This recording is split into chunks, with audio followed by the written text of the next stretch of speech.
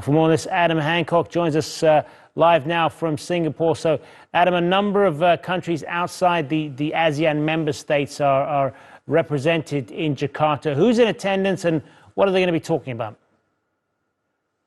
Well, I think the bigger story really is a case of who is not in attendance at this summit, because there's been a lot of focus on the fact that the United States and China have both pretty much sent the B team to Jakarta for the ASEAN summit. President Joe Biden will not be attending, and he's faced a lot of criticism for that because he is going to be in the region. He's going to the G20 summit in India over the weekend, and then he's making a visit to Vietnam as well. Instead, it will be Vice President Kamala Harris who will be holding meetings with ASEAN leaders over the next few days.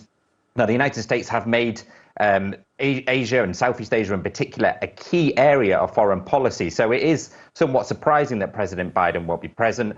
But they have pointed to the fact that the Vice President, Kamala Harris, she's been in this region a lot. She's made a lot of visits here over the last few years and, is developing relations with leaders in the region. As for China, well, President Xi also not attending the ASEAN summit. Instead, it will be the Chinese Premier Li Qiang who will be there. And one thing that might be on the discussion with China will be the South China Sea.